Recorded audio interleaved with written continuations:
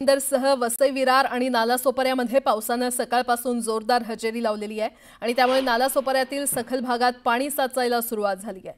आसोळे, शंखेश्वर नगर, विवा कॉलेजसह अनेक भागात पाणी साचलेलं आहे।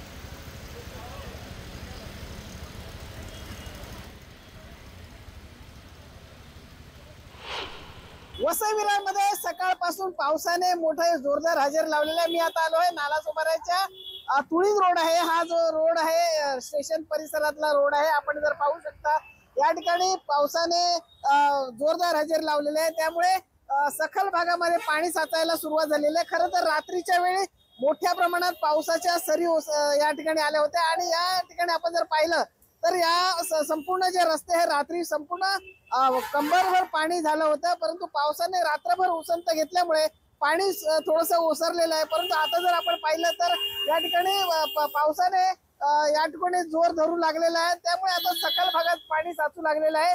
महानगरपालिकेचे जे कर्मचारी आहेत ते या ठिकाणी युद्धपातळीवर हे जे काम आहे जे पाणी काढण्याचं सुरू आहे आणि आपण अनेक ठिकाणी जे पंप बंद होते ते या ठिकाणी आता सुरू आहेत। मात्र हा पाऊस जर असाच वाढत राहिला कारण की या ठिकाणी हवामान खात्याने अलर्ट दिलेला आहे, त्यामुळे या ठिकाणी जर गरज असेल तरच बाहेर पडा आणि आज सुट्टीचा दिवस असल्यामुळे सगळेजण या ठिकाणी आज कामावर जाणार नसले तरी या ठिकाणी जर आवश्यक असेल तरच घराबाहेर पडा असं या ठिकाणी प्रशासनाने जाहीर केलेलं आहे।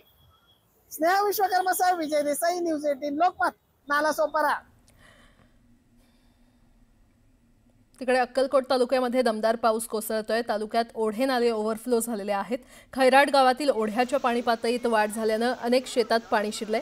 अक्कलकोट तालुक्यातील बंधारे पाण्याखाली गेल्याने जनजीवन विस्कळीत झालेलं आहे, तर प्रशासनाकडून नागरिकांना सतर्कतेचा इशारा देण्यात आलेला आहे।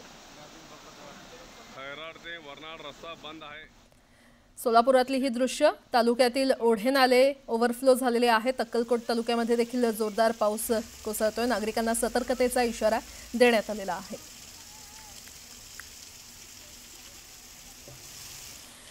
तिकडे सोलापूरच्या अक्कलकोट तालुक्यात मुसळधार पाऊस कोसळतोय आणि अक्कलकोट ते वागदरी रस्ता हा वाहतुकीसाठी बंद झालेला आहे। शिरसी गावाजवळ असलेल्या पुलावर पाणी आल्याने अक्कलकोट वागदरी वाहतूक बंद करण्यात आली आहे, तर अक्कलकोट तालुक्यातील हरणा नदीला आलेल्या पुरामुळे वाहतूक बंद झाली आहे। आजही सोलापूर जिल्ह्याला रेड अलर्ट देण्यात आलेला आहे।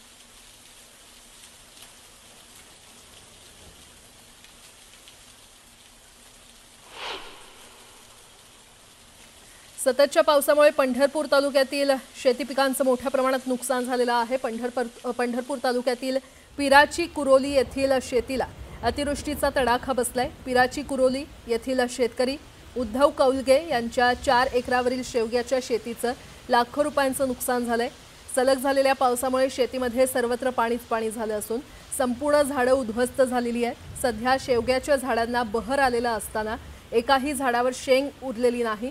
फुलं आणि शेंगा दोन्ही अतिवृष्टीमुळे पूर्णपणे सडून गेलेत, तर एकरी जवळपास 1 लाख खर्च करून उभी केलेली शेती आता उत्पन्नाच्या उंबरठ्यावर असतानाच निसर्गाच्या कोपामुळे उद्ध्वस्त झाली आहे।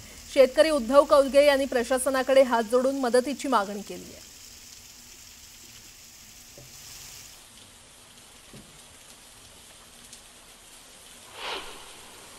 तिकडे यवतमाळ आणि मराठवाड्यामध्ये सुरू असलेल्या पावसामुळे इसापूर धरण पूर्णपणे भरलेलं आहे, त्यामुळे इसापूर धरणाचे 13 दरवाजे उघडण्यात आलेत। धरणातून 22,062 क्युसेक पाण्याचा विसर्ग सुरू आहे। नदीकाठच्या नागरिकांना सतर्कतेचा इशारा देण्यात आलेला आहे।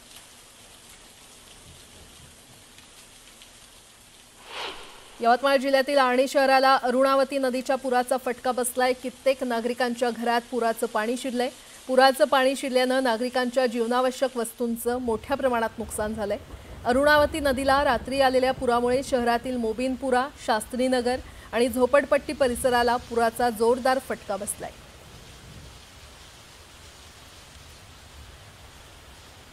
तिकडे अमरावती जिल्ह्याला हवामान खात्याने पावसाचा येलो अलर्ट दिलेला आहे। जिल्ह्यातील काही भागात मोठ्या प्रमाणात मुसळधार पाऊस पडतोय।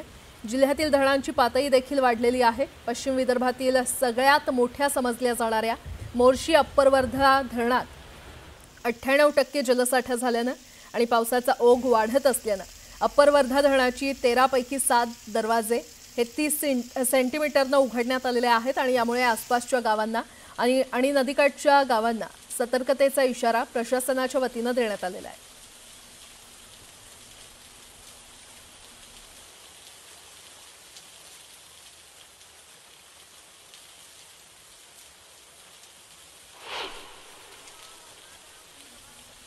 बीडच्या माजलगाव धरणातून मोठ्या प्रमाणात पाण्याचा विसर्ग सुरू आहे, त्यामुळे सिंदफणा नदीला पूर आलेला आहे। याच पुरातून दुचाकी घालून भलतं धाडस करणं शेतकऱ्याच्या चांगलंच अंगलट आलं होतं। मात्र यावेळी देवदूत म्हणून धावून आलेल्या तरुणांनी या शेतकऱ्याला वाचवलं। त्याचबरोबर त्याची दुचाकी देखील नदीवरील पुलाच्या कठड्याला बांधून ठेवल्यानं मोठा अनर्थ टळला।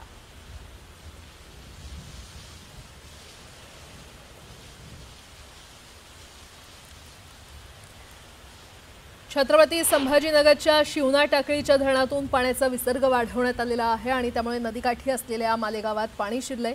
गावातील नागरिकांमध्ये भीतीचं वातावरण आहे। कन्नड तालुक्यातील शिवना टाकळी मध्यम प्रकल्पातून पाण्याचा विसर्ग सुरू आहे, तर नदीकाठच्या गावांना आणि नागरिकांना सतर्कतेचा इशारा देण्यात आलेला आहे।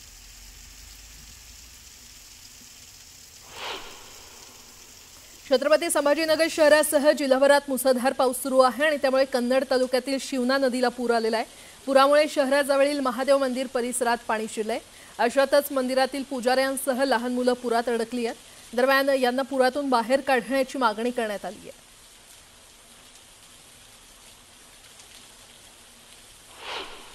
छत्रपती संभाजीनगरमधील वैजापूर तालुक्यात मध्यरात्रीपासून जोरदार पाऊस सुरू आहे। मुसळधार पावसामुळे ढेकू नदीला मोठा पूर आलेला आहे। परसोडा गावातील पुलाला पाणी लागल्यामुळे गावांमध्ये पाणी शिरलंय आणि त्यामुळे मोठ्या प्रमाणात नुकसान झालेलं आहे।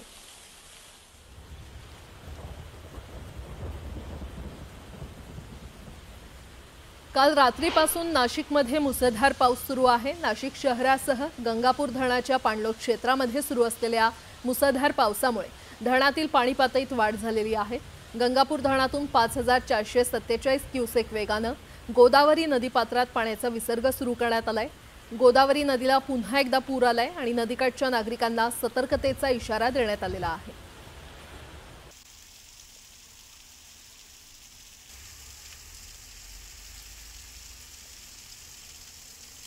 नाशिकमधली ही दृश्य आपण पाहतोय। दुतोंड्या मारुतीच्या छातीपर्यंत पाणी लागलेलं आहे। नाशिकमध्ये मुसळधार पाऊस सुरू आहे।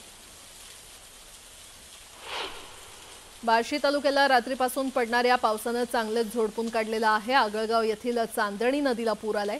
अशातच आगळगाव येथील चांदणी नदीवरून शेतकरी आणि ग्रामस्थांना जीवघेणा प्रवास करावा लागतोय। चांदणी नदीवर पुराचं पाणी आल्यानंतरही ग्रामस्थांना पुराच्या पाण्यातून कसरत करावी लागते। आगळगाव येथील चांदणी नदीवरील पुलाची उंची वाढवण्याची मागणी ग्रामस्थांकडून केली जाते। दरम्यान पावसामुळे सोयाबीन, उडीद, कांदा पिकाचं मोठं नुकसान झालंय।